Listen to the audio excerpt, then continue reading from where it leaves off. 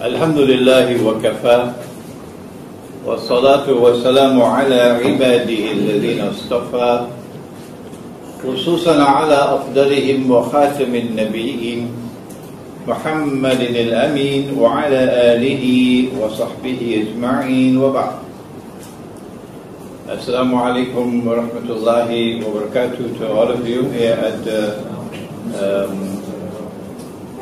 Kaisa Darus Salam in Damansara in Kuala Lumpur in Malaysia. Our topic is a very interesting one on Russia,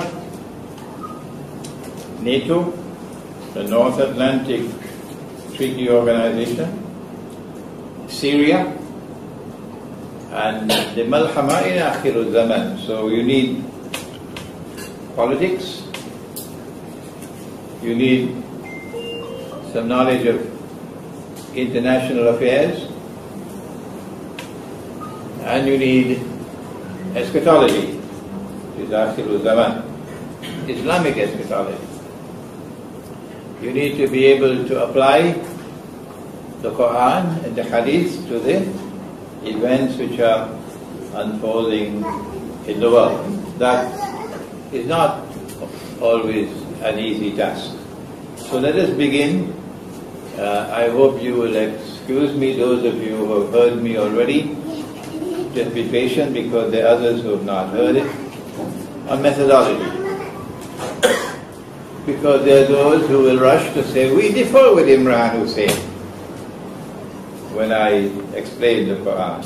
So before you rush to reject what I say about the Quran, just take a little time, please, to understand methodology. It could save you a lot. Allah subhanahu wa ta'ala taught methodology at the beginning of the Quran, when He ordered the Malaika, the angels, to make sajda to Adam alayhi salam. And I always wondered, why did He do that? Was it because of something which was there in Adam alayhi salam, that you had to make sajda to him? Or was it the other way around? Was it the other way around? You were going to test to see who are those who are arrogant and those who are not. But that's not our subject today. فَسَجَدُوا إِلَّا إِبْلِيسِ. They all made sajda except Iblis. If we use what I refer to as a schoolboy methodology, then we take the statement by itself in isolation. And since the order was given to the angels, and he refused, so he must have been an angel. He must have been an angel. Iblis must have been an angel, said the schoolboy. The schoolboy. Why? Because the schoolboy says the order was given to the angels, and they all obeyed except Iblis. So Iblis, according to the schoolboy, Iblis had to be an angel. Allah constructed the sentence this way to teach a lesson. Yes. When you announced that Iblis was an angel, then you start looking at other parts of the Quran. And then your face becomes pink, and then it becomes red with embarrassment. Why? Because Allah says about the angels, وَيَفْعَلُونَ مَا يُؤْمَرُونَ, that angels don't have a choice. When an angel is given an order, the angel must obey. Must obey. وَيَفْعَلُونَ مَا يُؤْمَرُونَ, says Allah in the Quran. And since he disobeyed, he could not have been an angel. See? Schoolboy is now scratching his head. Oh, I should not have gone so fast. I've used the wrong methodology, says the schoolboy. And then in Surah Al-Kahf, Allah says, وَكَانَ مِنَ الْجِنِّ. Iblis was a jinn. So the proper methodology is, don't take any verse of the Quran in isolation and announce the meaning. Don't take any hadith in isolation and declare, I have understood the subject. No. You have to go to the totality of the data. First in the Quran. And when you have done that, then you are able to understand better what Allah is saying in the Quran, having begun with this lesson in methodology. Now, does the Quran speak about Russia? Is there any reference in the Quran to Russia? Well, Russia is Orthodox Christian.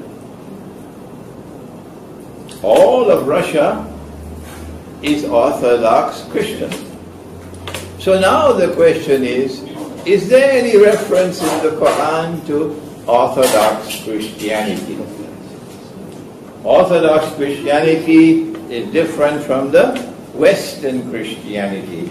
And you know how I describe the difference, you know? That one says you're not allowed to grow a beard. That one. They cut off the beard. But one man is allowed to keep his beard, and he's a big beard, white beard, and this fellow has hijacked Christmas. Now Jesus, Nabi Isa alayhi salam, he has no role in Christmas anymore. And this fellow with a big white beard, he comes once a year on a reindeer. Name is Santa Claus. That's Western Christianity. And they celebrate Christmas on December 25th because they follow the Gregorian calendar. But this side doesn't have Santa Claus. And when you go to Russia, you'll see the beards. And when you go to Belgrade, as I was in Belgrade 2 weeks ago, you see the beards. And this side follows the Julian calendar, so their Christmas is in January. That's one of the easiest ways to distinguish the two. So Russia is the Orthodox Christianity. Is there any reference in the Quran to Orthodox Christians? You'll be surprised. And now we come to the serious part of the lecture, so you've got to put on your thinking caps now. Allah subhanahu wa ta'ala makes a very, very, very important statement in the Quran. In Surah Al-Ma'idah. And I'm conscious that I'm not speaking only to this audience here, but I'm speaking to a lot of critics of mine on the internet around the world. So would they also listen carefully? It is in Surah Al-Ma'idah, and he says, بَعَدَ أَعُوذُ بِاللَّهِ مِنَ الشَّيْطَانِ الرَّجِيمِ لَتَجِدَنَّ, which is fi'l mudariya, which means present and future. Present and future. You will most certainly find, emphasis, you will most certainly find, now and in the future, what will you find? Now and in the future. أَشَدَّ النَّاسِ عَدَاوَةً لِلَّذِينَ آمَنُوا الْيَهُودِ. That the Jews would be the most hostile of all people to those who have faith in this Quran. But then that did happen in the time of the Prophet ﷺ.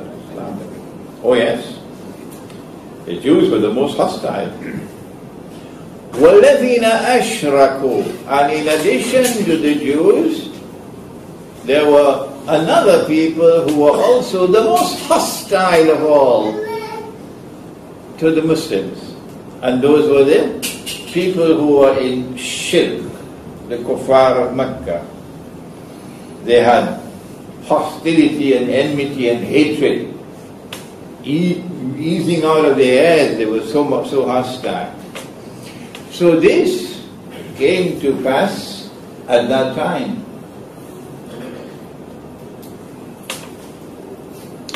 The Quran goes on to say that at the same time, when this is taking place, the greatest hatred and enmity and hostility, these two people, at the same time you'll find something else.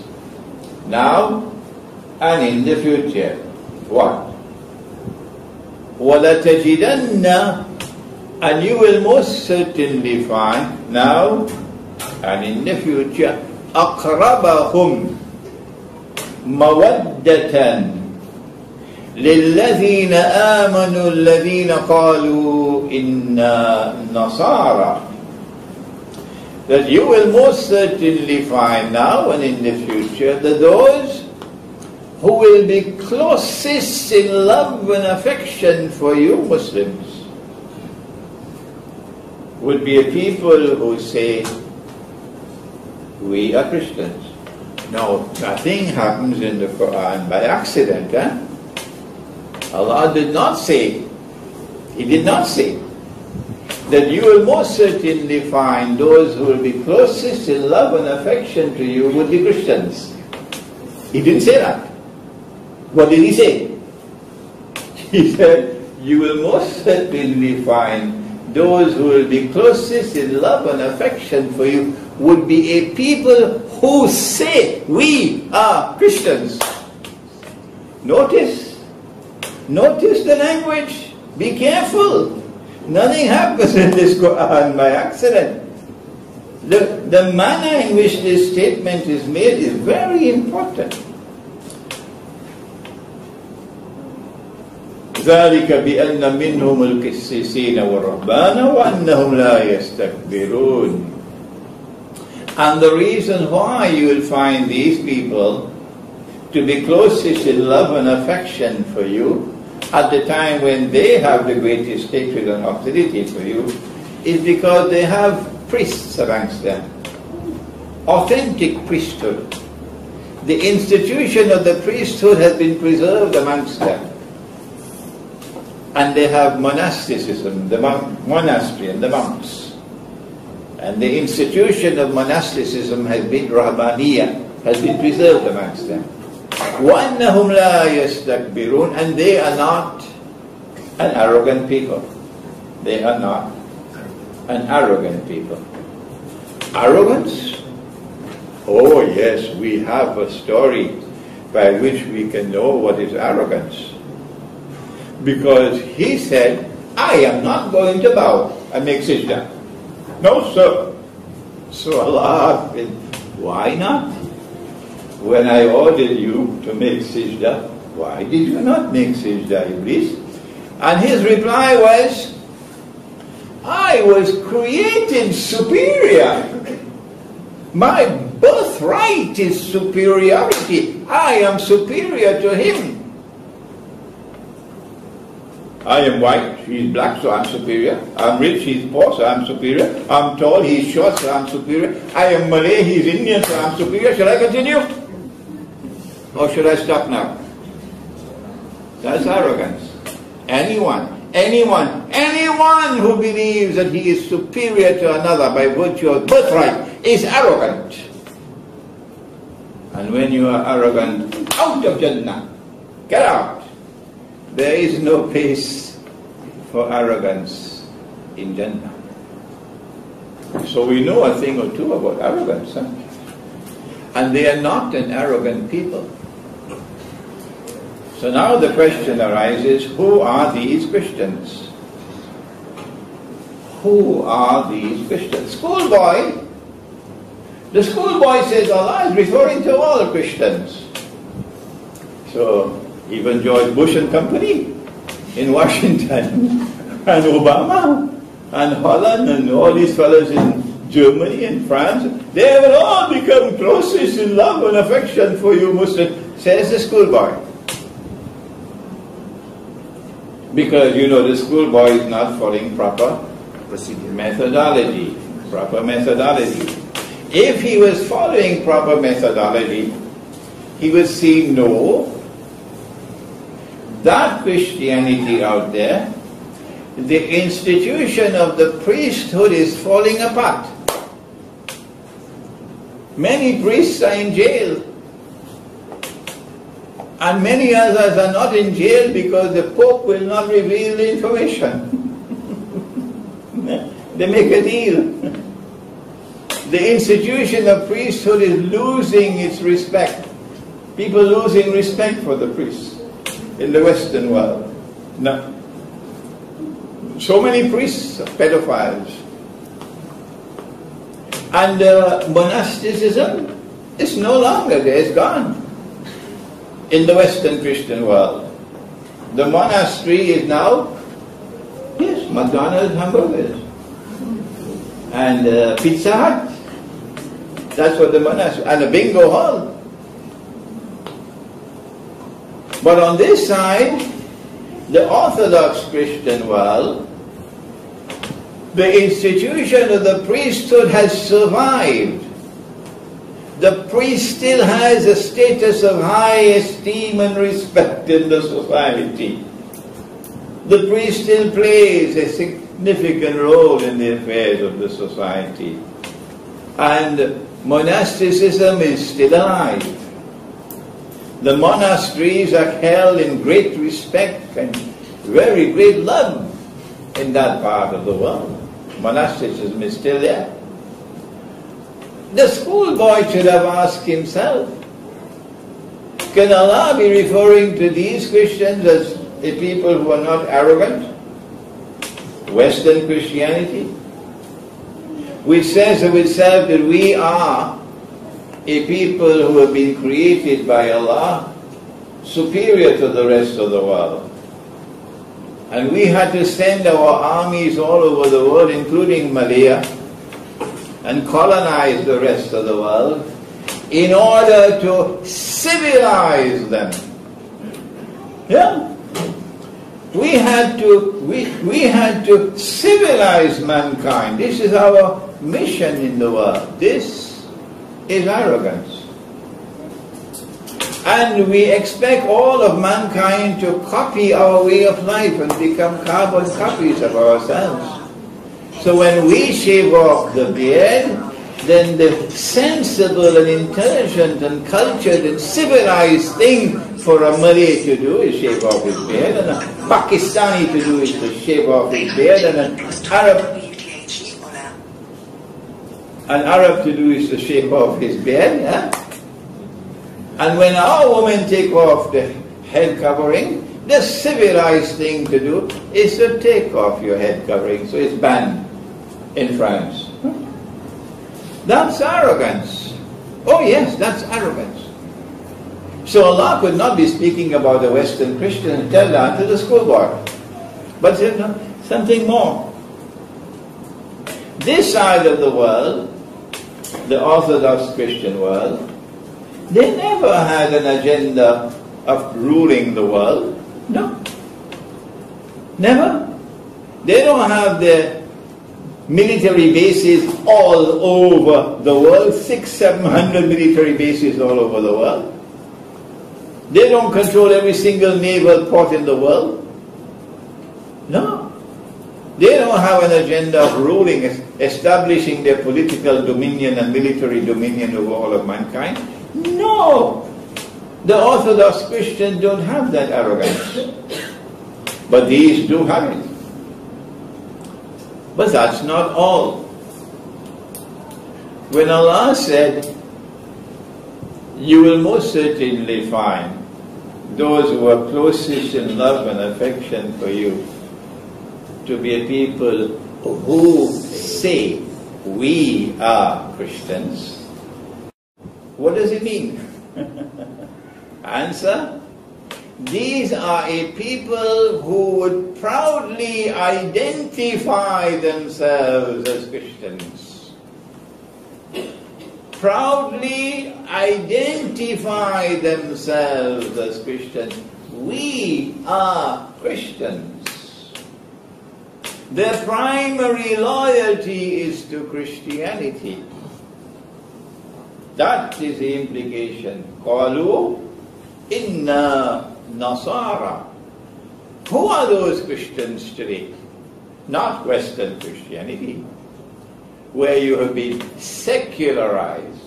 So your religion is now your private affair.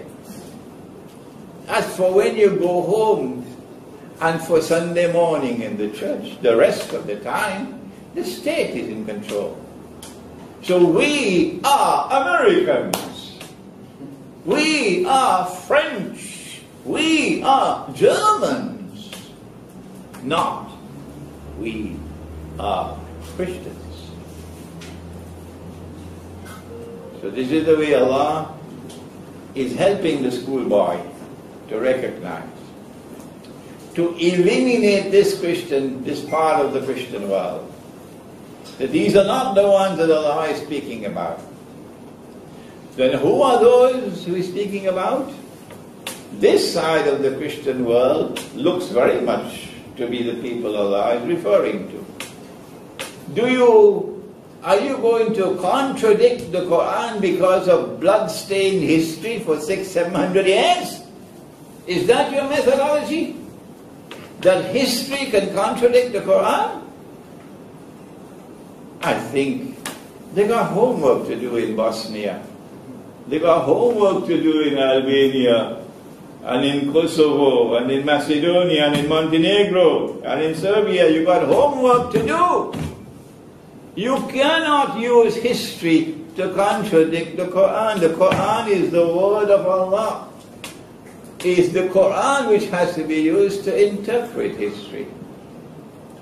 So now you can understand why the Ottoman Empire waged ceaseless wars of aggression and oppression, unjust wars on the Orthodox Christians for 500-600 years, to create a legacy of hatred and bitterness for Islam. If Imran Hosein was an Orthodox Christian living in that part of the world, I would hate Islam. I would consider Islam to be the religion of the oppressor. I would despise Islam. That's how I would feel. Why can't they understand? But the minute you go to the Orthodox Christians and you tell them the Ottoman Empire was an oppressor, and that was not Islam. The Ottoman Empire was created by Dajjal, empowered by Gog and Magog, and used 500-600 years of bogus jihad to try to sabotage what Allah had ordained in the Quran. That these are the people who will be closest in love and affection for you. That is what happened at that time. Because when our people were being persecuted and being killed, the Prophet ﷺ told them, go to Abyssinia. There's a just king. Allah will put it in his heart to protect you. And the first hijrah was to Orthodox Christianity. And when Makkah sent their people to try to get the slaves repatriated, no, the king said, no, I will never do that. I'll never give them up. And so we see love and affection at that time amongst the Orthodox Christians. Today, after 1400 years, once again, the Jews have become what they were at the time of the Prophet ﷺ. This did not happen for 1,000 years.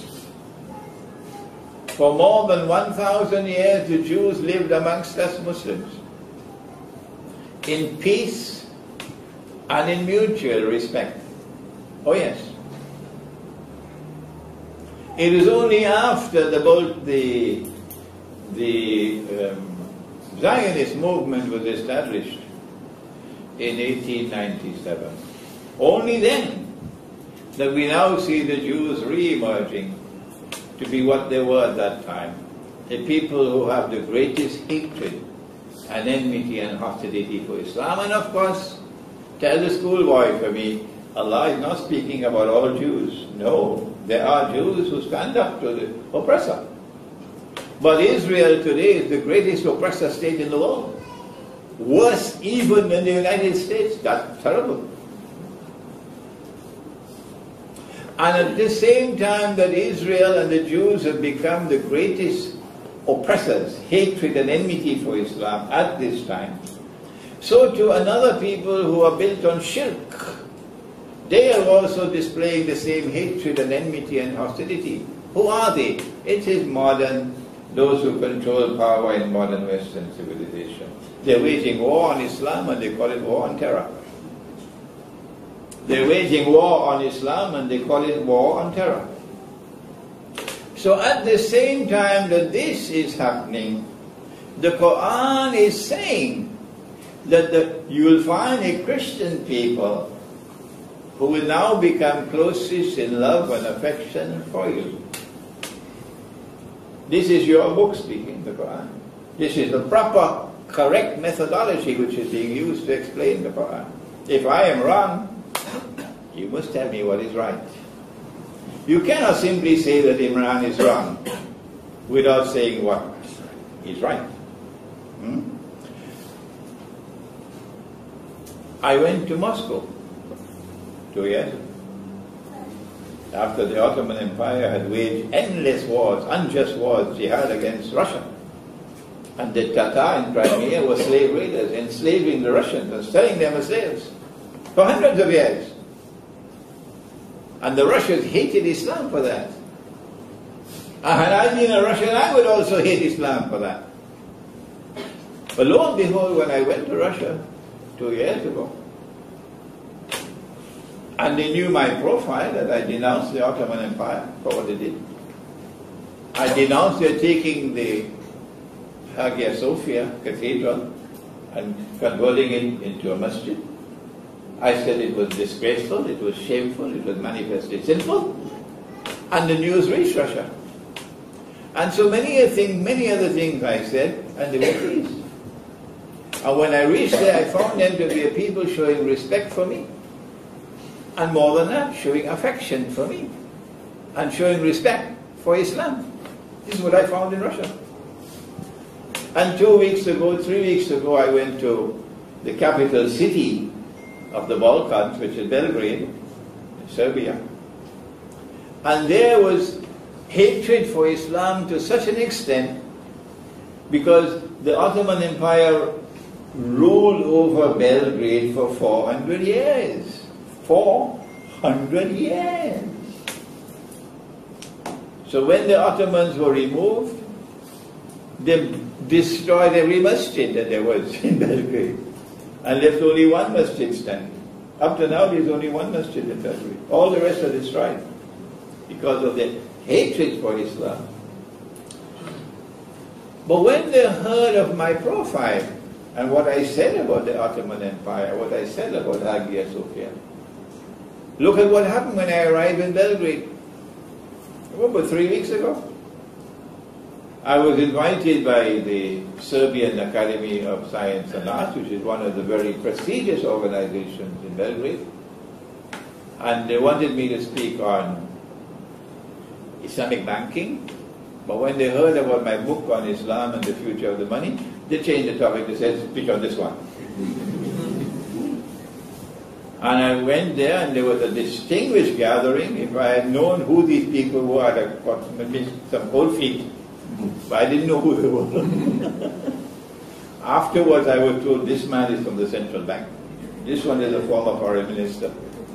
This one is an ambassador and so on. And they received my lecture with not only friendship and esteem and respect, but they were learning from me. And then I was invited to the University of Belgrade. which is the most prestigious institution in Belgrade. You can't go to Belgrade University to lecture on religion. No, not in the secular society. And there was I, in a gown and a hat, lecturing on Islamic eschatology, and nobody came, no policeman came to remove me. When I arrived in the auditorium of the university, I found people standing in the hallway because there was no space inside. The auditorium was packed, no space. And when I entered the auditorium for the first time in my life, it happened. Never happened before. The whole auditorium erupted in prolonged and loud applause, welcoming me. How did it happen? Huh? The first time they're seeing me. They did that because they knew about me from the internet. And they liked what they heard. This was a man denouncing Ottoman oppression. This was music in the air. They were longing to hear this. And I spoke to them for an hour or more. When you go home, please go to YouTube and listen to the lecture. All right? There are powerful voices, powerful people in Belgrade who don't want me to succeed. Oh yeah? They want Serbia to be part of NATO. And so you will see in the middle of the lecture, you will see a clip where the camera focuses on the audience, and all the audience are talking to each other and showing each other their handphone and talking. Nobody's paying attention. And the impression is created, well, nobody's interested in the lecture. No. That clip was before I arrived. Before I arrived. And they took that and they put it into the middle of the lecture to give the bad impression. You see? I remained in Belgrade for 10 days, and not one instance of hatred for Islam. None. None. So you can see from both Russia and the Balkans, you can see that Orthodox Christianity is changing its view and turning towards more positive relationship with Islam. Russia is a part of that Orthodox Christian world. Not only is Russia a part of that Orthodox Christian world, but Russia is the leader. So is Russia is in the Quran? The answer indirectly, yes. Russia is the leader of the Orthodox Christian world, which the Quran is saying will become closest in love and affection for you Muslims at that time when the Jews are showing the greatest hatred, which is now. Is that all there is in the Quran? No, there's more. That part of the Christian world is known in the Quran as Rome. And there's a whole surah of the Quran called Surah Rum. And the word Rome occurs in the Quran once, at the beginning. Ghulifatir Rum. Rome has been defeated. Orthodox Christianity, which was the Byzantine Orthodox Christian Empire. But Allah says, وَهُمْ مِنْ بَعْدِ غَلَبِهِمْ سَيَغْلِبُونَ, that they will be successful shortly after this defeat. And on that day when they are successful, وَيَوْمَئِذٍ يَفْرَحُ الْمُؤْمِنُونَ, you Muslims are going to celebrate. When Rome is successful, you Muslims are going to celebrate. So the Quran establishes a positive relationship between Muslims and Rome. Are you going to turn to 600 years of bloody history in the Balkans to contradict the Quran? Be careful. These words are not meant for Damansara, they're meant for Bosnia and Albania and Kosovo and Macedonia and Montenegro.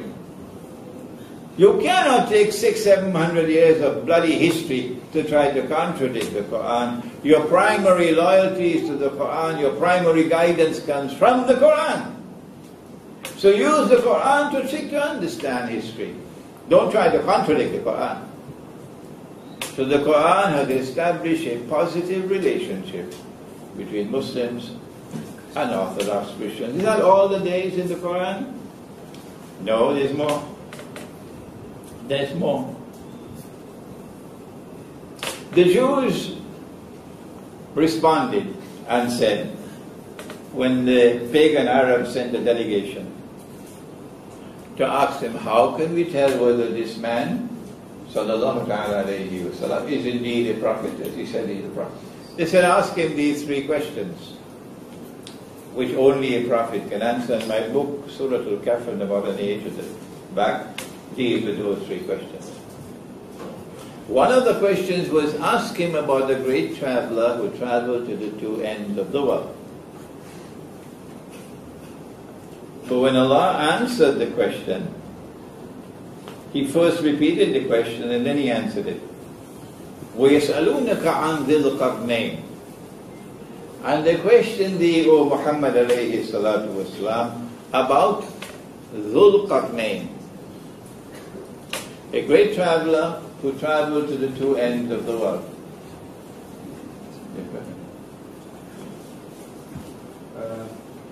Sorry.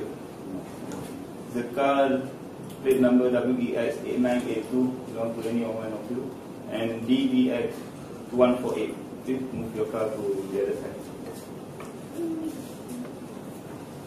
Right now. WEX 8982 and DBX 2148. No? Okay.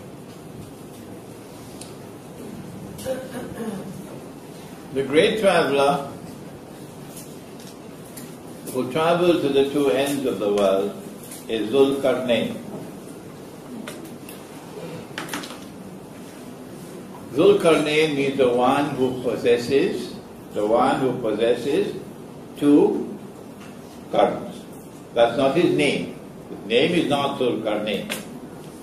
This is his nickname. What is his name? We don't know. His nickname. You had a prime minister here named Badawi.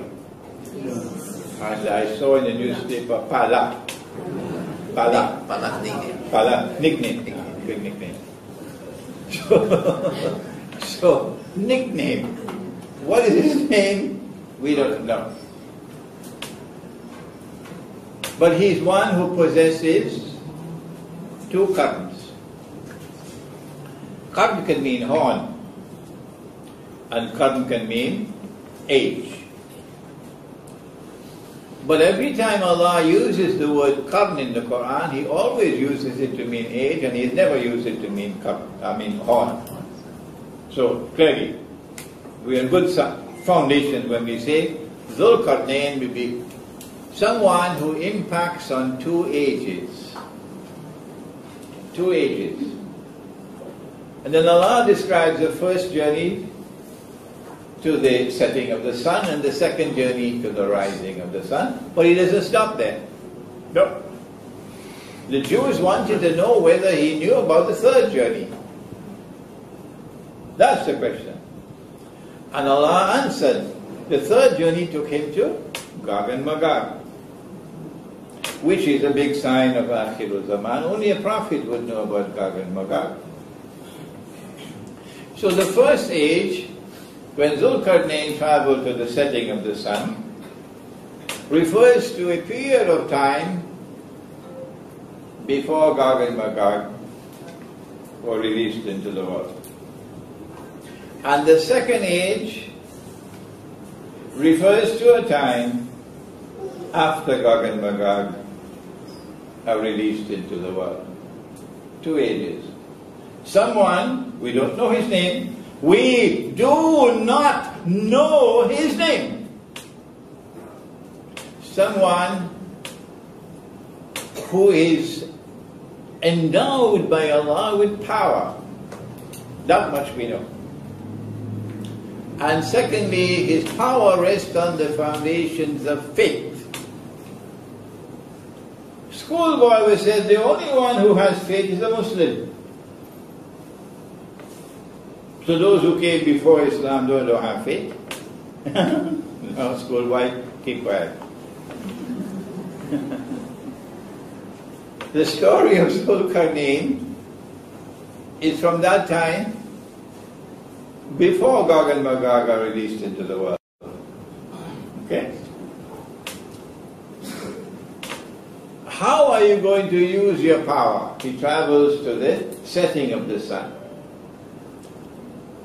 And then he comes upon a body of water which is the Quran describes as Aynun Hamiyah, dark and murky. Aynun Hamiyah, dark and murky. If you're in a ship and you look down, you probably have visibility for only 1 meter. But if you're in the Mediterranean and in a ship and you look down, you could see probably a few meters. So the water in this body of water is dark and murky. All the commentators of the Quran are all in agreement that the Quran is referring to the Black Sea. That's why it's called Black Sea. The Black Sea. And Crimea is in the Black Sea. And Russia now controls Crimea. If you control Crimea, you control power in the Black Sea. Okay? So at this place, he comes across the people, the Black Sea. And Allah asks him, how are you going to deal with them? When power rests on the foundations of faith, how will power be used? And his response was, those who commit acts of dhulm, those who are unjust, wicked, who are oppressors, I'm going to punish them. So power will be used to punish the oppressor, punish the wicked. And those who have faith and who are righteous in conduct, I'll treat them nicely and reward them. But when they go to you, you will punish them as well. So at that time, when Gog and Magog had not been released, power was used by Zulkarnain in that region of the world in this way, to punish the oppressor. The Quran is telling us that when Gog and Magog are released, and when they spread out, وَهُمْ مِنْ كُلِّ حَدَبٍ يَنْسِلُونَ, and they spread out in all directions, and with their invincible power they take control of the world in the world order of Gog and Magog. At that time, in this region of the world in which the Black Sea is located, the world is going to witness something marvelous. And that is that power in this region of the world will once again be endowed by Allah to be a power that is irresistible. Yeah. Allah will give the power. And that power will rest on foundations of faith. And that power will be used to punish the oppressor. I had dinner in Belgrade at the home of a very distinguished person. And he invited an ambassador. I won't mention ambassador to which country. The ambassador heard that Imran Hosein does not visit any member state of NATO. So she made the mistake of asking me, why do you not visit NATO member states? So I gave her an answer. Maybe she might listen to this lecture and confirm that I'm speaking the truth. I gave her an answer to which perhaps she was not accustomed in the diplomatic community. You don't speak this bluntly. But my answer pleased my Serbian host very much. I said to Her Excellency, I do not visit member states of NATO out of respect for the blood and the tears of my people. That's my answer to her. The blood and the tears of my people. For NATO is the world's biggest oppressor today. So in that region of the world, power is going to emerge once again on the foundations of faith. And that power is going to be used once again. Remember, it is Zul Qarnayn, 2 ages. That one already gone. When will the second one come? Has it come already? The second one. If it has, schoolboy, tell me when it will come. Ask the schoolboy for me to answer me. I am saying this is the second one now. If I am wrong, then schoolboy, tell me when did it come? Because I'm not aware. A power coming in that region of the world, irresistible power. That's Zulkarnain's power. But yes, I see it now. After the Bolshevik Revolution of 1917, which was the Jewish Revolution, to break the back of Christian Russia, and then communism and the godless atheist Soviet Union. Atheism, yeah, an atheist state. In Russia, an atheist state. You could imagine an atheist state in the United States and Britain and France and so on, because they don't go to church anymore. Their churches are now being sold. Bingo halls. But not Russia. Russia's heart is spiritual. And in Russia you bring an atheist state, the Soviet Union. Could this have been by accident? No. If this was by accident, a cow can also jump over the moon. This is not by accident. They did this to break the back of Orthodox Christianity. That's why they did it. And they planned, and Allah planned His plans. And Allah is the best of plans. That after 70, 80 years of communism in the Soviet Union and the oppression of the Orthodox Christians and Muslims, today Russia is returning to Orthodox Christianity. In the Western world, the new mantra is that a man can marry another man and get a marriage certificate. And anyone who differs with that is suffering from a disease called homophobia. Yes, that's it. And on this side of the world, Russia said they banned it for 100 years. Illegal. Homosexuality is illegal in Russia and in the Orthodox Christian world. That is evidence. Russia is returning to her Christian faith. And that Russia is also a very powerful state. It is a nuclear state. It is capable of waging war. And we did all of this to tell you that from our perspective, using the Quran, we are now on the verge of momentous events in history,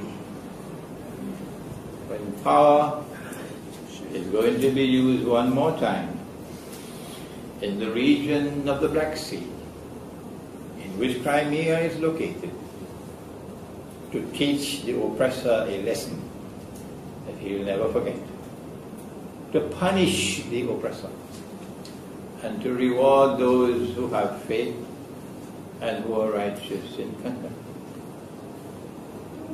They want to wage war on Russia. And Russia is saying, we're not afraid of you. No, we're not afraid of you. And Russia has warned, don't mess with nuclear Russia, says Putin. Don't mess with nuclear Russia. If you want war, you'll get war.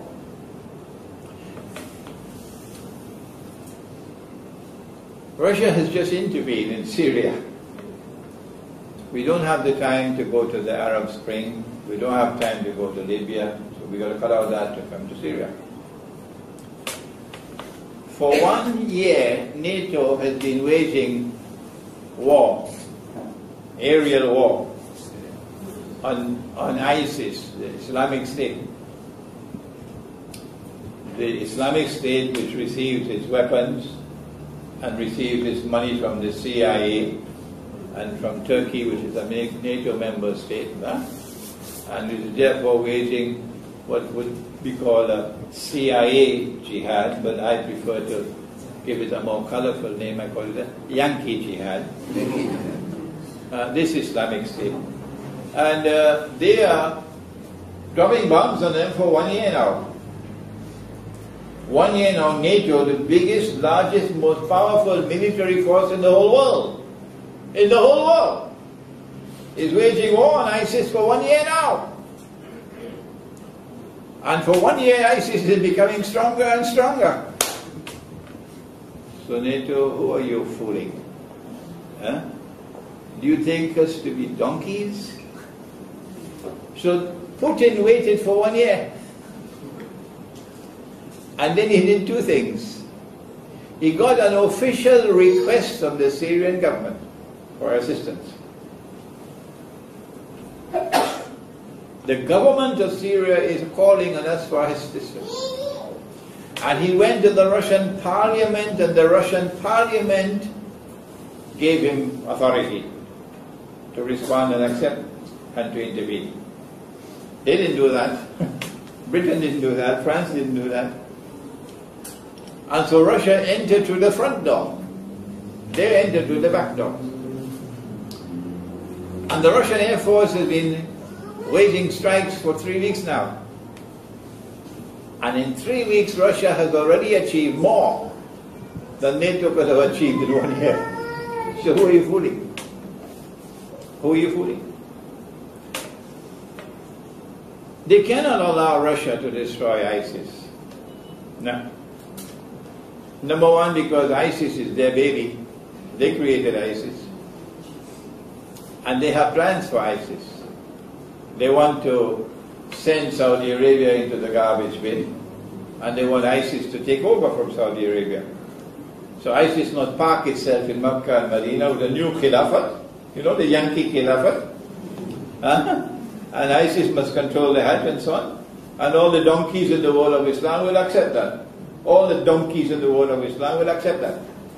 That is Islam. Let me repeat it, so you won't be in any doubt about me. All the donkeys in the world of Islam, that's what I said, the donkeys in the world of Islam will accept that. But not those who have eyes and can see, and who have ears and can hear, who have some understanding. We're not fools. It's a Yankee jihad. They cannot allow Russia to destroy ISIS. That's their baby. Secondly, it will be too great an embarrassment for them. The Russia who they're trying to isolate and make Russia look like the devil. Russia is able to come on the stage of the world and achieve a spectacular victory in the full daylight of history and make NATO look like a bunch of fools. They can't allow that to happen. So then what will they have to do? Answer? They'll have to respond, whether they like it or whether they don't. They'll have to up the ante. They'll have to escalate the conflict.